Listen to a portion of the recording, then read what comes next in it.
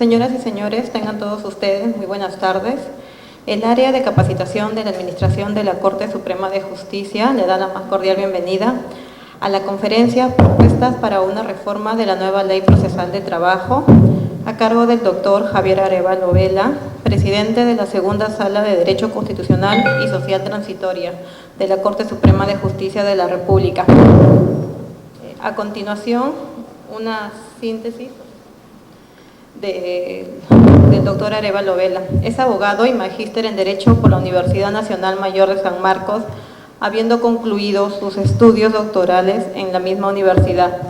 Ha seguido estudios de especialización en Derecho del Trabajo en la Escuela Judicial del Reino de España, docente acreditado por la Universidad de Alicante de España, posgrado en Derecho Constitucional y Gobierno y Gestión Judicial por la Universidad Carlos III de Madrid, España. Ejerce la docencia como profesor en las siguientes universidades: Universidad de San Martín de Porres, Universidad Nacional Mayor de San Marcos. Es profesor principal de Derecho Procesal del Trabajo de la Academia de la Magistratura. Actualmente es juez supremo titular, presidente de la Segunda Sala de Derecho Constitucional y Social Transitoria de la Corte Suprema de Justicia de la República. Es consejero del Consejo Directivo de la Academia de la Magistratura. Ostenta las condecoraciones siguientes: condecoración de la Orden de la Abogacía Peruana, otorgada por la Junta de Decanos de los Colegios de Abogados del Perú en septiembre de 2014. Condecoración con el grado de Gran Jurista Víctor Manuel Maurtura Uribe, otorgada por el Ilustre Colegio de Abogados de Ica. Ha representado al Perú en el 102 reunión de la Conferencia Internacional de Trabajo realizada en Ginebra en junio del 2013.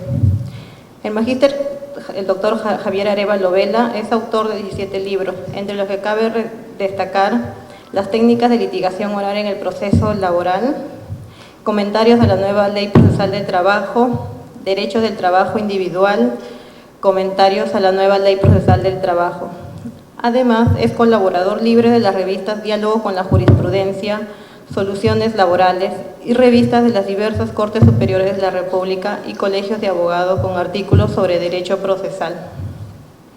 Antes de comenzar con la presente conferencia, solo para recordarles que al finalizar de la conferencia se va a sortear una beca integral en el Diplomado de Alta Especialización en la nueva Ley Procesal del Trabajo, organizado por ECAPREP y auspiciado por la Universidad Inca Garcilaso de la Vega. Recibimos al doctor Javier Arévalo Vela con unas fuertes palmas, por favor.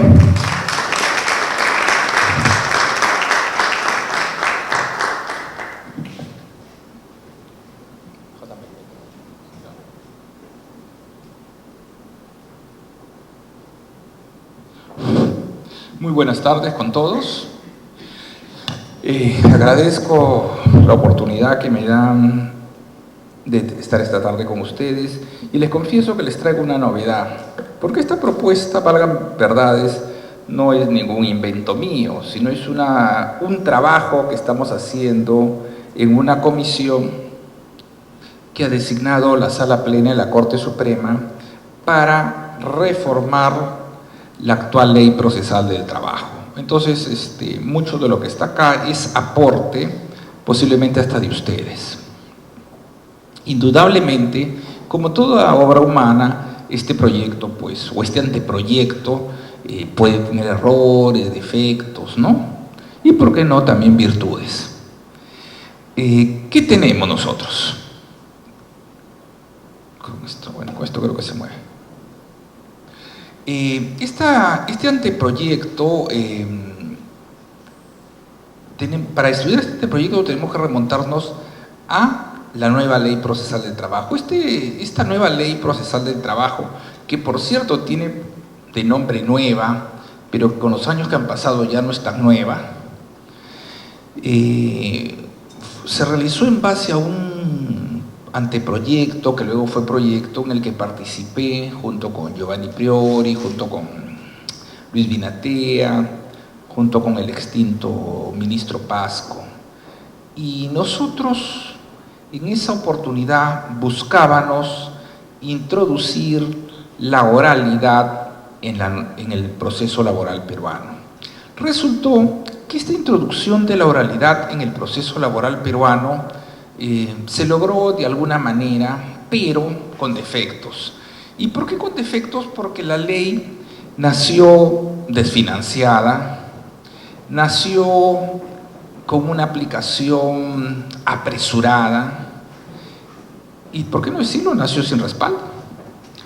Les comento que originalmente quienes elaborábamos la ley pensábamos que esta norma debía ponerse en vigencia en un distrito judicial que tuviera experiencia de oralidad, que tuviera magistrados capacitados, que tuviera infraestructura y en el cual se pusiera dinero, se invirtiera. Nada de eso ocurrió. Para comenzar, la misma ley decía que no originaría mayor gasto y nació o se inició en Tacna y en Cañete. No fue pues el mejor comienzo. No porque las personas de allí sean malas, sino porque realmente no reunía los requisitos que técnicamente queríamos para la implementación de la ley. Esto se le dijo a los presidentes de turno y sin embargo se continuó. ¿Qué estamos haciendo actualmente? Actualmente, luego de 5 años de vigencia de la ley, hemos logrado que la Sala Plena apruebe la conformación de una comisión de reforma donde están trabajando magistrados o han trabajado magistrados de distintos distritos judiciales, tanto del norte, del sur, de acá de Lima mismo, y hemos elaborado un anteproyecto que lo estamos repartiendo a estos magistrados, hacia sus zonas, para efectos de recibir sugerencias, críticas, modificaciones. ¿Por qué? Porque la experiencia práctica nos ha demostrado que la ley procesal del trabajo, como está concebida o como está redactada, tiene defectos. Y eso es natural. Tiene defectos como obra humana y tiene defectos porque cuando esta norma fue elaborada, se elaboró con un criterio técnico, pero también tuvo el ingrediente político. El ingrediente político que lo dan el Congreso, los asesores del Ministerio y también la implementación misma. Y entonces nos encontramos con una ley donde incluso existen incoherencias. Pero además tiene otro factor, el transcurso del tiempo. Desde que se dio esa ley a la fecha, se han dictado otras normas procesales o sustantivas que han originado de alguna manera modificaciones directas o indirectas en la nueva ley procesal del trabajo.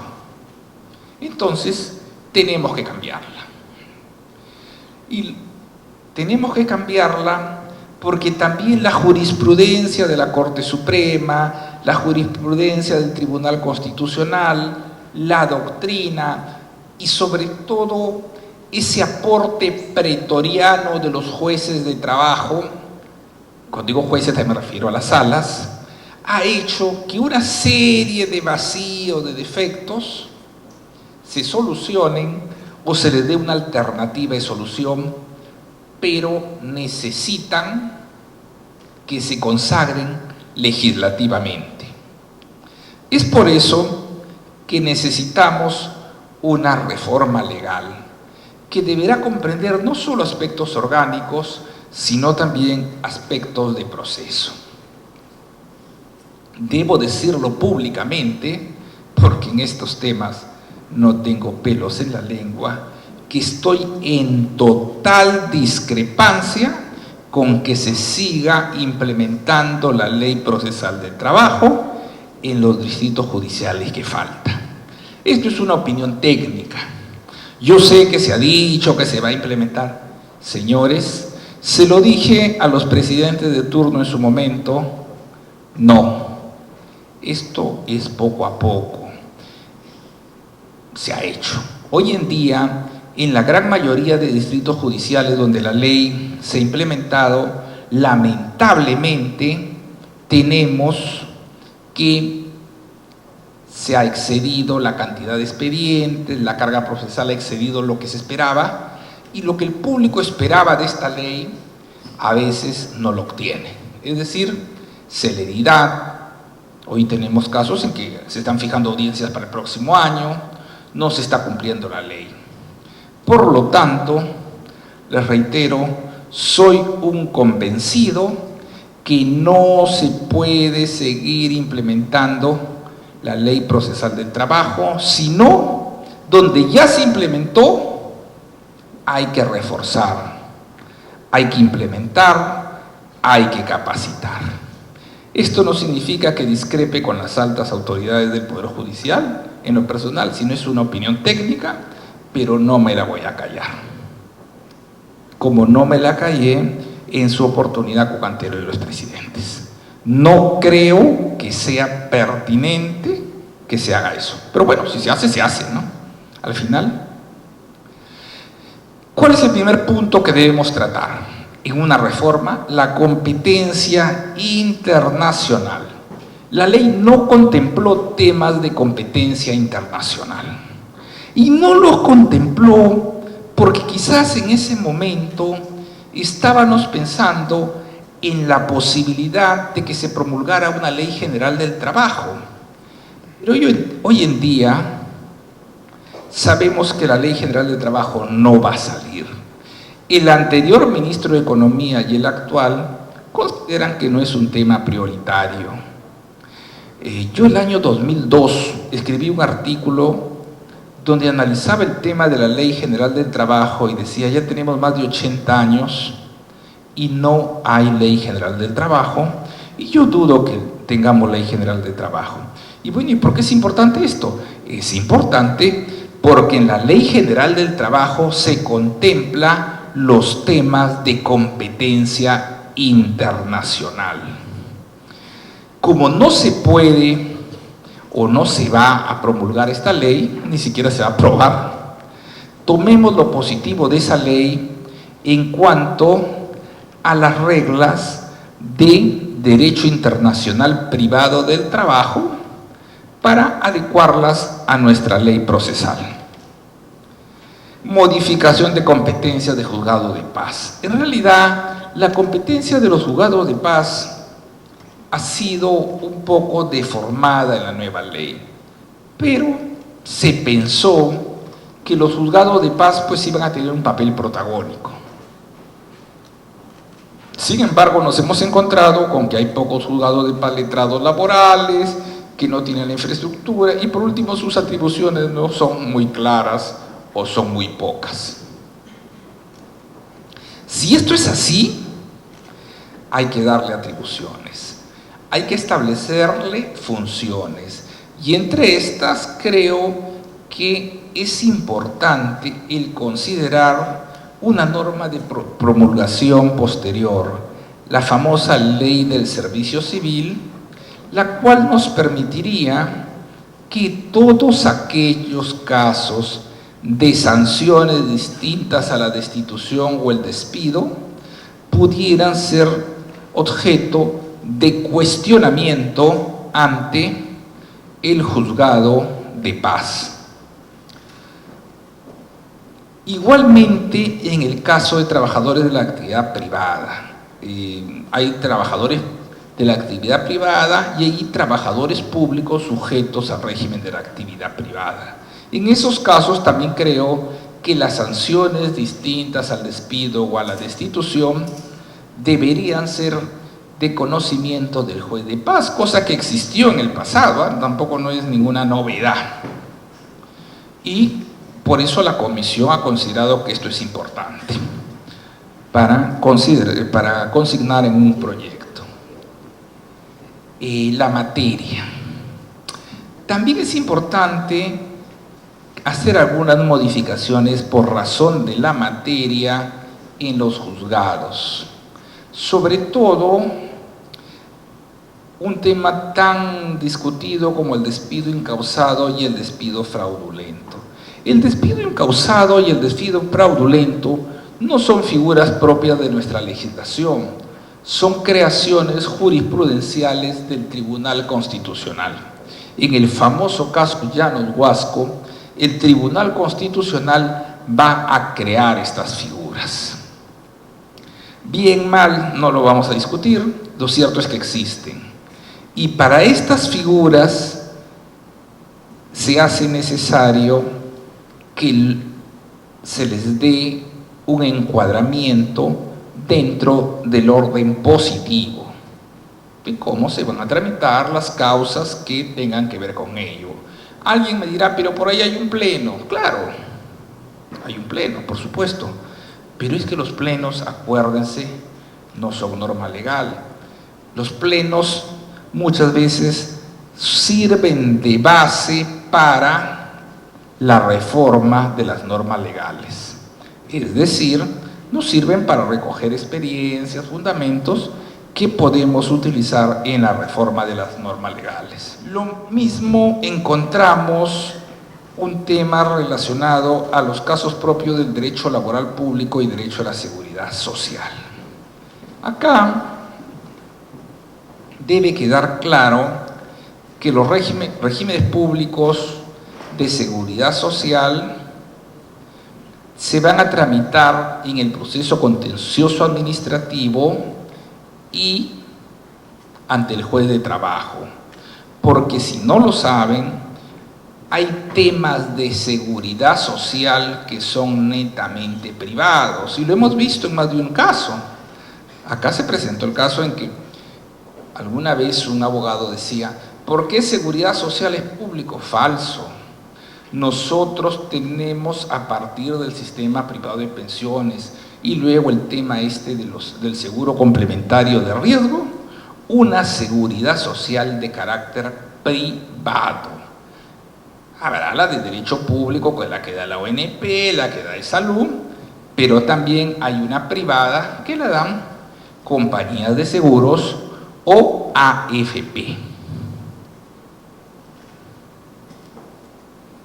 Competencia por cuantía. Sobre la cuantía, los autores como Montebaroca, por ejemplo, que tuve el gusto de conversar ayer, me decían, no debe existir cuantía porque los derechos de las personas no tienen precio. Y puede ser cierto, ¿no? En realidad, muchos dicen no debe existir cuantía. Sin embargo, es necesario que exista la cuantía como límite objetivo a las pretensiones que puedan tener las personas. Porque imaginémonos pues que alguien pide, no sé, 500 soles, 1000 soles, y que ese tema vaya a la Corte Suprema. Alguien dirá, pero bueno, igual esos 1000 soles son valiosos, importantes para él. Sí, claro, tiene razón. Pero habrá otros mucho más de mayor monto que de repente merecen que se lleven a la Corte Suprema y que desplacen por cuantía a esos menores. Vuelvo a decirles que sobre el tema hay discusiones, ¿no? Que dicen no debe haber cuantía y otros que sí. Nuestra ley ha adoptado el tema de la cuantía. Y en el caso de la cuantía, tenemos un primer tema, es cómo se determina la cuantía.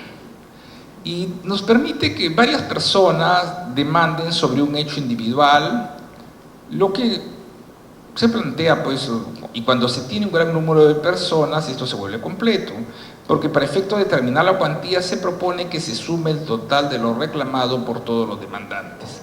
Actualmente, el criterio no es la suma de lo reclamado por los demandantes.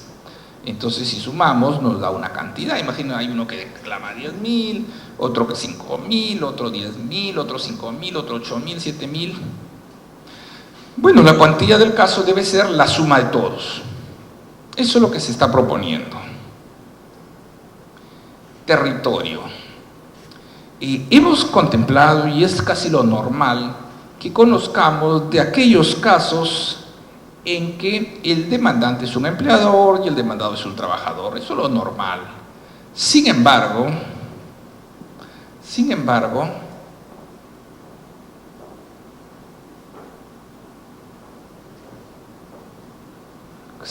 espérate, ¿cómo es esto?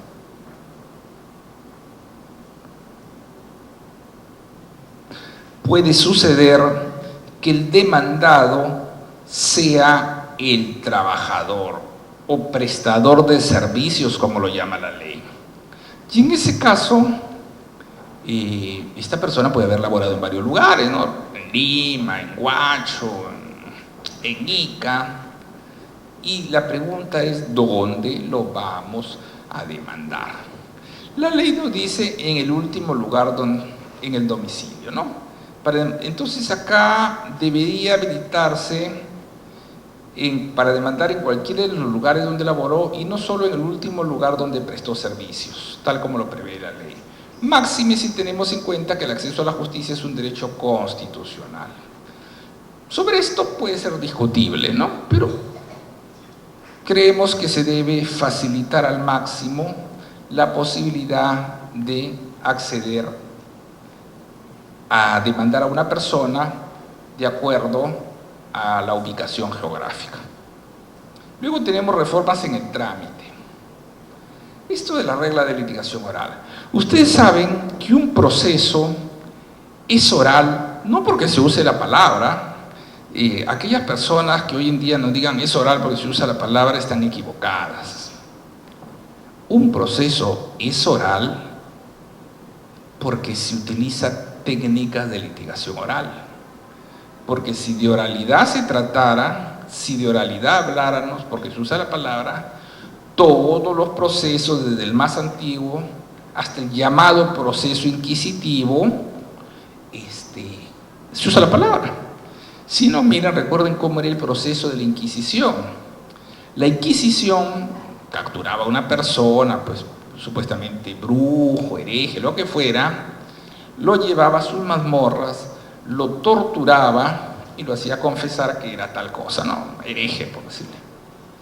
Pero esa persona luego tenía que comparecer ante el tribunal. Y al comparecer ante el tribunal era interrogado y preguntado si era, pues, ¿no? Hereje, brujo, lo que fuera. Y la persona decía, sí, lo soy, ¿no? O no lo soy. Obviamente que si la persona negaba, volvía a ser torturado y volvía. Entonces ya la gente, pues tanta tortura, terminaba diciendo lo que quisieran, ¿no? Soy cualquier cosa. Pero era oral, pues había palabra, ¿no? Entonces no es la idea del uso de la palabra. La confesión tan famosa era hablando, se declaraba culpable, confesaba, ¿no? Entonces no asimilemos que solo el uso de la palabra nos hace, pues, que un proceso sea oral. El uso de técnicas sí nos permiten hablar de un proceso oral. Y más que un proceso oral, porque el proceso peruano en materia laboral no es propiamente un proceso oral, es un proceso por audiencias con predominio de la oralidad, porque si fuera oral no tendría la estructura que tiene, sino que por cuestiones prácticas se le dice proceso oral, ¿no? Pero valgan verdades, esto no es un proceso oral. Si a ustedes les tomaran un examen, por ejemplo, y les pusieran entre las alternativas el nuevo proceso laboral es A, proceso oral, B, proceso por audiencias con predominio de la oralidad, C, proceso inquisitivo, D, proceso acusatorio, ustedes tendrían que marcar proceso por audiencias con predominio de la oralidad, porque no es un proceso netamente oral. Y tan es así que hay actas, hay filmaciones, se actúa documentos, etcétera. No es un proceso oral. Sin embargo, para efectos prácticos lo llamamos proceso oral. Los costos y las costas. En este tipo de procesos, este concepto de costas y costos es un concepto que no encaja con el que nos trae el Código Procesal Civil. ¿Por qué? Lo he visto en otros países, sobre todo en Chile.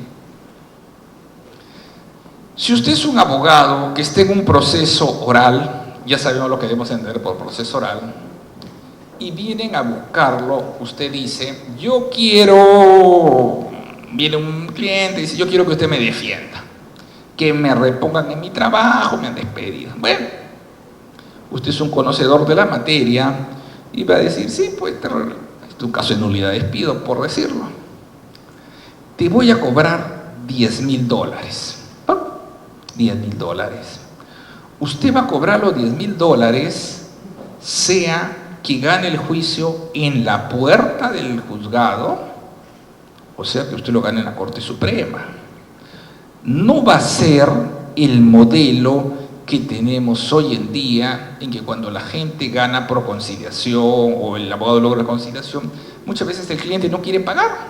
No, doctor, usted no ha hecho nada, pero si apenas han hablado. Ese tipo de temas no se ve, no se da. Por eso es que los abogados en los procesos orales son muy propensos a la conciliación, porque a ellos no les interesa estar presentando escritos baratos para que les paguen 20 soles, 100 soles, 50 soles. ¿Se dan cuenta? Si eso es así, este tema el juez no tiene que fijar nada, porque los honorarios del abogado los acordaron las partes y los consignaron en la demanda. Y alguien dirá, pero oye, mucho, porque ¿cómo te vas a cobrar $10.000 por una reposición? Bueno, ese es mi problema, pues. Yo cobro así porque soy bueno y porque alguien me lo puede pagar. Entonces, ¿dónde está? Incluso para mí es hasta inconstitucional.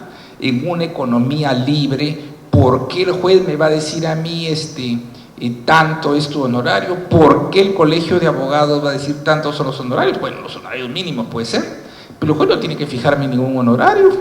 ¿Acaso el juez puede fijar el precio del pollo, de las papas o de algo? No, ¿no es cierto? Entonces es inconcebible que un modelo liberal como el que tenemos haya un juez que ande diciendo cuántos son los honorarios. Eso es absurdo, es disparatado, no encaja en el modelo. Que fije los costos, sí puede el juez. ¿Y por qué? El juez no tiene nada que hacer en esto. El juez no tiene nada que... En este modelo el juez... Sin embargo, no nos hemos puesto a pensar eso. Ahora, esto no tiene por qué afectar la gratuidad, ¿no? Ya hay casos de exoneraciones, etcétera, en que pues se exonera del pago al trabajador. En cuanto a la demanda sí tiene algunos aspectos que deben modificarse, ¿no? Por ejemplo, algo que está faltando en las demandas actuales es que no se pone la situación laboral, el cargo, el tiempo de servicio, la última remuneración y datos laborales. Debería haber un rubro de los datos laborales como se ponía antes con el 03. Estos datos laborales importantes porque te permiten a ti, juez, inmediatamente darte cuenta de frente a quién estás. Hoy en día yo reviso los escritos y la verdad es que no los veo. La contestación. Bueno, la contestación en realidad es similar. Y sin embargo, siempre debe estar claro que los requisitos de la contestación son similares a los de la demanda, salvo pues aquellos que son propios de una contestación, y así debe constar en la norma. Otro punto es la supresión del agotamiento de la vía administrativa. Este punto es una idea que tuvimos cuando se elaboró la ley. Hoy en día, muchos autores coinciden en que en realidad el supuesto beneficio que se obtiene de agotar la vía administrativa no es tal, sino es un perjuicio. ¿Por qué? Teóricamente, el agotamiento de la vía administrativa está dado para que el administrado, o sea, el ciudadano, para ser más claro, por eso el administrado suena administrar bienes, pueda recurrir ante el órgano administrativo y lograr que ahí mismo se atienda, se solucione su problema. ¿Pero eso es cierto? No. ¿Cuántas veces ustedes reclaman interponiendo recursos impugnatorios y lo único que le dicen infundado, improcedente, o por último no les dicen nada? ¿Y qué hicieron? Perdieron tiempo. Perdieron tiempo. Entonces la idea es que no tengan que agotar la vía administrativa, salvo aquellos casos en que haya norma expresa que así lo exija. En el último pleno hemos aprobado un poco el contenido de esto respecto a que no se va a agotar la vía administrativa cuando se reclame pretensiones de carácter económico, lo que no significa que no se va a ir a la vía administrativa. O sea, ustedes tendrán que presentar su solicitud por escrito y si no les contestan en el plazo de los 30 días, pues recién se irán al Poder Judicial, ¿ya? Una cosa es agotar la vía administrativa y otra cosa es no transitar por la vía administrativa. Estas circunstancias, pues, la Comisión las ha considerado, ¿no? La prueba de oficio. Este es otro tema que en derecho laboral a veces se exagera. Miren, la prueba de oficio surge como una parte de hacer más público, más de carácter público el proceso. Si ustedes mirasen los procesos en general, civiles sobre todo, de comienzos del siglo XX y fines del siglo XIX, que no había procesos laborales, los procesos civiles casi todos eran dispositivos, ¿no? Entonces el juez civil hacía que el proceso funcionara al ritmo de las partes. Prueba de oficio muy poco, pero con el transcurso del tiempo ha ido cambiando y hoy en día a nadie se le ocurre negar la posibilidad de la prueba de oficio. Y la prueba de oficio surge en el proceso laboral de una manera muy intensiva, pero a la vez, ¿qué sucede? En el proceso laboral, y lo digo con conocimiento de causa, pues envilecen la prueba de oficio. ¿Y por qué ocurre esto?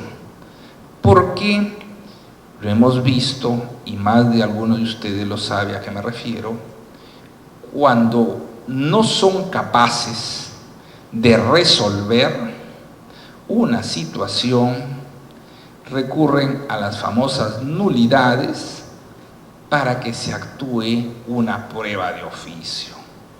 O actualmente incluso sucede que, a pesar que el nuevo proceso laboral es un proceso rápido, que no debería tener demoras y que el juez debería sentenciar en 1 hora, cuando el juez no sabe cómo sentenciar, dice, actuemos una prueba de oficio.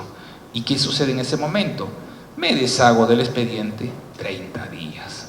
Eso está mal. La prueba de oficio no es para sustituir a las partes y no es para que el juez se quite de encima el peso de resolver. Si el juez no sabe resolver, no sé qué hace de juez. Los que hemos estado en instancias inferiores sabemos lo que es el juez. Y el que no sabe, pues no sabe, de repente sirve para otra cosa. Esto, en cuanto a la prueba de oficio, es uno de los temas que más polémica nos está causando. ¿Por qué? Porque se necesita, claro que se necesita. Se necesita prueba de oficio definitivamente cuando el juez quiere reforzar su convicción. Y esa convicción respecto de la prueba de oficio muchas veces pues hay algo que él duda, algo que él no tiene claro, algo que él cree que debe modificarse. Y entonces está bien, debe recurrir. La prueba de oficio no es un derecho de las partes. Eso, que quede claro, no es derecho de las partes, por lo tanto no tienen por qué exigirla. La prueba de oficio, si bien es cierto, la decisión es inimpugnable, eso no significa que las partes no puedan cuestionar esa actuación del juez respecto de la prueba de oficio o el mérito que el juez dé a la prueba de oficio. Les digo esto. Bueno, yo no le puedo decir a usted, juez, no actúe prueba de oficio, pero yo sí le digo, el juez, tu prueba de oficio no sirve para nada. Dirán, ¿cómo es eso? Oiga, si usted está discutiendo un proceso de indemnización por enfermedad profesional, donde un señor alega que tiene silicosis, ¿qué me hace usted trayéndome una fila de testigos? ¿Acaso con testigos se va a probar la enfermedad? Si usted está discutiendo un pago de utilidades, una distribución de utilidades, ¿qué me hace usted trayéndome pues un certificado médico? No tiene sentido, pues, no sirve. Entonces tengo para decirle, oye, juez, ¿sabes qué? Lo que tú estás pidiendo no sirve. Pero además tengo la posibilidad de decirle al juez que la prueba que ha pedido no tiene mérito probatorio, puedo impugnarla. ¿Y cómo es esto? Usted sabe que yo no le puedo impugnar al juez la decisión, pero ¿qué pasa si el juez pide, por ejemplo, un oficio a un banco, y ese documento que le llega al juez es falso? Yo sí le puedo decir, señor juez, yo le tacho ese documento porque ese documento que le ha mandado el banco tal es un documento falso. O sea, usted no puede merituar eso porque eso es falso. O eso es nulo. Oiga, pero si no, es inimpugnable la decisión del juez, pero la prueba misma es impugnable, es discutible, es cuestionable. Eso no lo pierden de vista. ¿Ya? Entonces las pruebas de oficio, pues, lo que podemos hacer. Otro tema son los interrogatorios. Estamos hablando de procesos orales, y cuando hablamos de procesos orales, necesariamente hablamos de interrogatorios. Y la verdad es que acá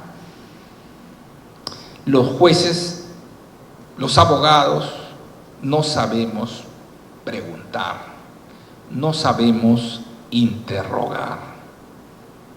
Y no es un reproche, lo que pasa es que no estamos preparados para procesos orales, no nos han capacitado, y todas las veces que nos han dicho que nos dan una capacitación, o si no todas, muchas veces, nos tienen con un cuento que ya creo que es una letanía. Los principios de derecho del trabajo, olvídense. Eso ustedes lo saben porque son abogados, porque han estudiado en la universidad. Ya no estamos para estar estudiando los principios de inmediación, concentración, celeridad, impulso de oficio y esas cosas. No. Ustedes van para un juicio, eso ya lo saben. Bueno, aprendan a interrogar, pregunta directa, pregunta indirecta, pregunta sugestiva. Tienen que saber preguntar cómo preguntar. Si nosotros hiciéramos una clase de litigación oral, podríamos ver videos donde el juez se adueña del interrogatorio, o podríamos ver videos donde cada parte, pues donde hay un abogado que pregunta, más o menos, podría decirnos qué le parece. Oiga, esas no son preguntas. Podría decirnos un poquito, usted que conoce. Imagínense. Entonces hay que regular los interrogatorios. La declaración de parte. La declaración de parte, como está concebida en el Código Procesal Civil, no sirve. Y no sirve porque en un proceso oral yo tengo el derecho de pedir la declaración de mi defendido, de mi parte. Y la pregunta es, ¿la declaración de parte qué cosa es? La declaración del otro. Según el código, es la declaración de la contraparte. ¿Y la declaración de testigos qué cosa es? La declaración de uno ajeno al proceso. ¿Y dónde entra la declaración de mi cliente? Tenemos que regularla. También es una declaración de parte, ¿o no? Claro, es una parte. Eso hay que regularlo. Los testigos. La ley no regula la declaración de testigos. Es necesario hacer una regulación de la declaración de testigos, porque la declaración de testigos, como está en el Código Procesal Civil, no es adecuada para un proceso oral. Simplemente está pensando en una declaración sujeta a un pliego donde dicen para que diga cómo es verdad, para que diga si sabe y conoce, y eso no tiene nada que ver con lo que estamos haciendo. La pericia. Igual sucede con la pericia. Nosotros estamos acostumbrados a pensar en la pericia como un cálculo matemático de intereses, al menos en laboral. Y eso bueno, es una forma de pericia, pero esa pericia tiene otras formas. Podría ser un caso podría ser alguien que sufrió un accidente de trabajo, una pericia médica, e incluso ese cálculo de intereses o ese análisis de un balance puede ser revisado y explicado para que me diga que tal cosa, y entonces explique usted tal o cual cosa. Esto es, ¿no?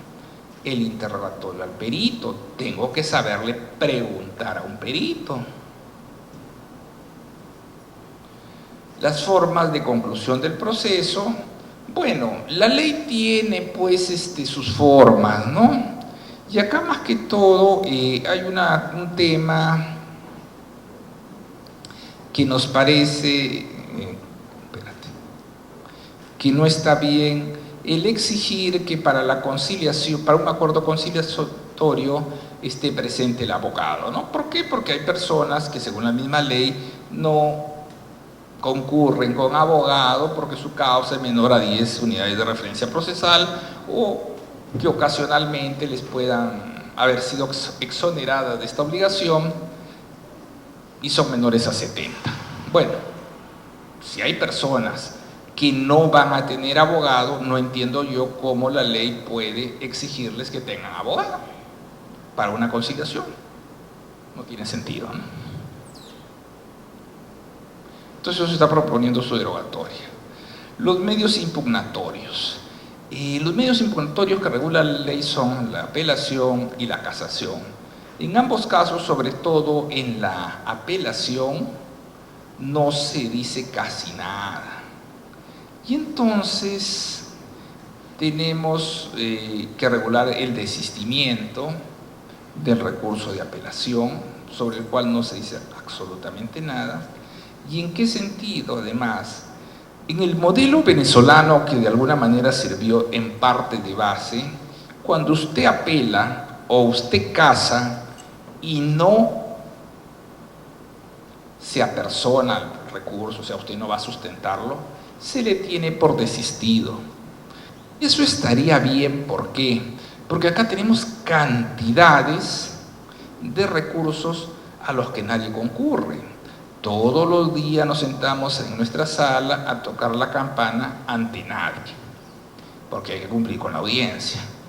O sea, hacen perder tiempo, hacen que se demore el expediente acá, y sin embargo no les interesa, simplemente una maniobra dilatoria. Entonces debería ser que y la sala encima tiene que resolver. Si los que pusieron el recurso no se presentaron, pues simplemente se les tiene por desistido del recurso.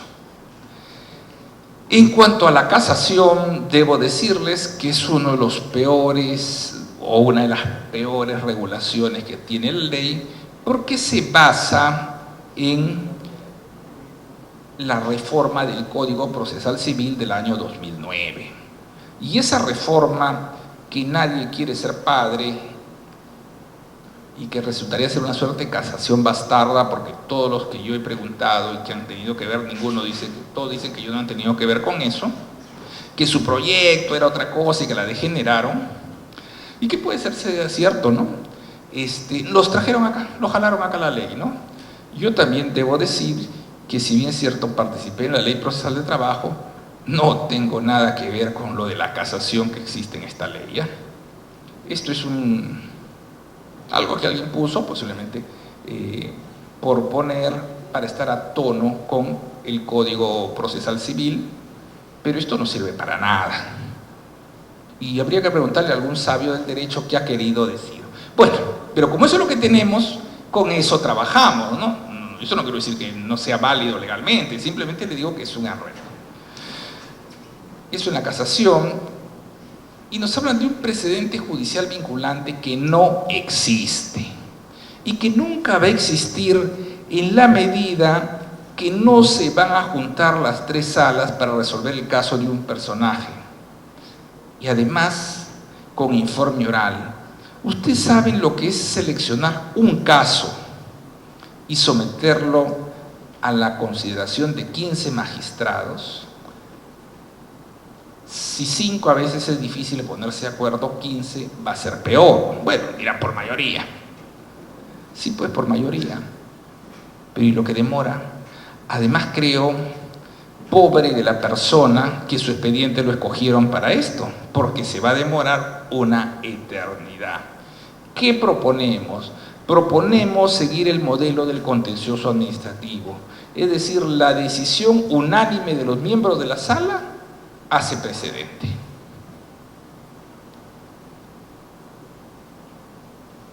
Igual que en la apelación, los que no se apersonan ante el recurso de casación, simplemente se les tiene por desistido. La queja. Bueno, acá hay un tema también que tiene que ver sobre todo con que los recursos de casación se presentan directamente ante la Sala Suprema. Esto es otro de los absurdos que trajo la modificatoria del Código Procesal Civil y que creo que debe volver a la superior como existía en la anterior ley. Entonces ahí sí, si le deniegan la casación, hay queja por denegatoria de casación, ¿no? La asignación provisional. En este tema, la asignación provisional ha dado un paso atrás. Mientras en la ley anterior se decía que cuando se demandaba la reposición y beneficios sociales, en la ley actual nos hemos quedado solo en casos de reposición. Pero lo más grave es que es con cargo a la CTS. ¿Y qué pasa si la CTS ya lo han depositado? No hay con qué asignar. Creo yo que en aquellos casos en que sea evidente que se tienen que pagar beneficios sociales, debería otorgarse una asignación provisional con cargo a los beneficios sociales a abonar. De repente no como el monto de una remuneración, sino de repente de una remuneración mínima. Pero no se puede decir la persona no tiene nada, porque si no, esta persona mientras está en juicio no tiene de qué vivir, ¿no? Ustedes dirán, con un sueldo mínimo nadie vive. Por supuesto que nadie vive, pero según el Ministerio de Economía, la mayoría de peruanos puede vivir con eso, ¿no? Yo no me lo creo, pero eso dicen las estadísticas, ¿no? Bueno, entre no tener nada y tener un sueldo mínimo es algo, ¿no? Pienso que la otra sería darle un sueldo con una remuneración completa, pero el problema es que de repente para uniformizar criterios, ¿no? Pero eso es cuestión de cifras. Los títulos ejecutivos también son otro tema que debemos corregir en la medida en que hay un defecto sobre el título ejecutivo considerado resolución de la Autoridad Administrativa de Trabajo. Este título ejecutivo debe convertirse en resolución de autoridad administrativa que reconoce sumas líquidas a favor de los trabajadores. ¿Por qué? Porque resolución administrativa o resolución de la Autoridad Administrativa de Trabajo solamente es la que expide el Ministerio de Trabajo o la Autoridad Regional de Trabajo. Entonces, si tenemos una resolución del alcalde que nos reconoce un dinero, un derecho, no lo podemos ejecutar. Y bueno, la posibilidad de crear un registro de deudores laborales es una idea que podría incluirse en el proyecto, ¿no? Esto es importante porque como que ya sabemos quiénes son, hay incluso empresas que se dedican pues a no pagar. Lamentablemente parece que el tema contradictorio se gana, pero sí, nosotros tenemos en el medio empresas, y no porque sean a veces insolventes o cosas por el estilo, ¿no? Sino que están acostumbradas a violar la ley. Y no solo la ley laboral, la ley ambiental. Hay grandes empresas que creen que pueden en nuestro país violar los estándares del medio ambiente, creen que pagando sobornos o que presionando a las personas a través de los medios de comunicación pueden lograr algo, ¿no? Porque tienen dinero y entonces muchas veces estas empresas no pagan, pues. Creo que debería haber algún mecanismo para tenerlas registradas. En cuanto a la conciliación administrativa, esta conciliación, en realidad poco podemos decir sobre ello porque más que todo está a cargo del Ministerio de Trabajo, pero queremos sobre todo dejar abierta la posibilidad de que el Ejecutivo, mediante una norma reglamentaria, la regule de una manera más clara, ¿no?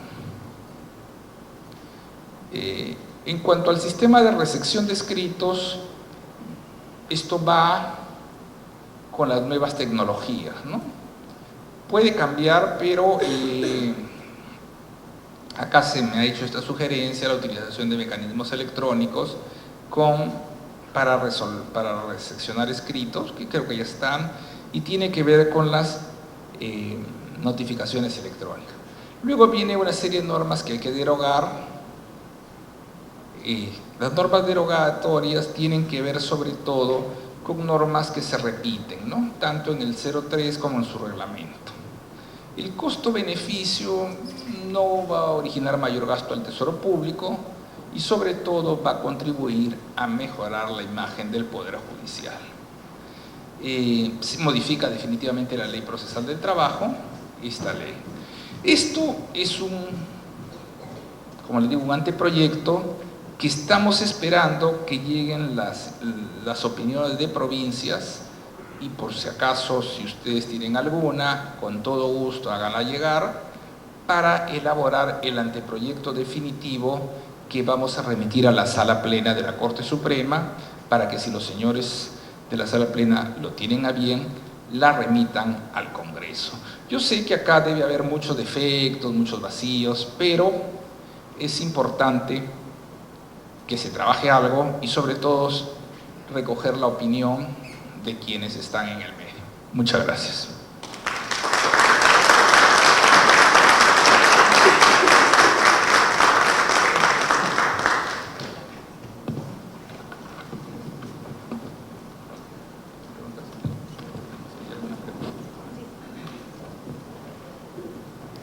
Agradecemos la conferencia del doctor Arévalo Vela. No sé si alguien desea participar con alguna pregunta.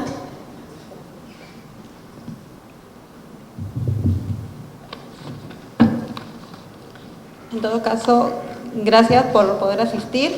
A continuación, ahorita viene la señorita Angie para poder ver los del sorteo. Unos minutos, por favor. Gracias, doctor.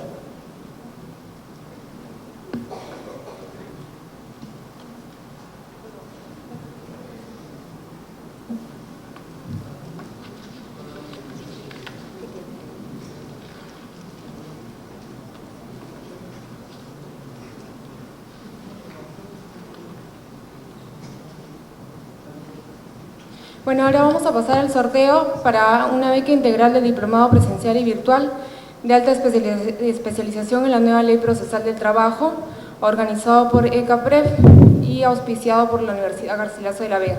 ¿Todos tienen a la mano su ticket?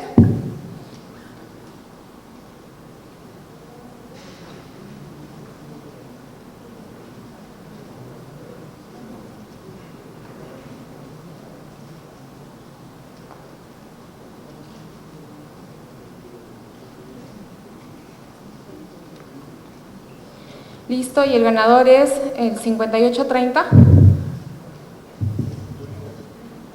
¿Sí? Un aplauso a la ganadora, por favor.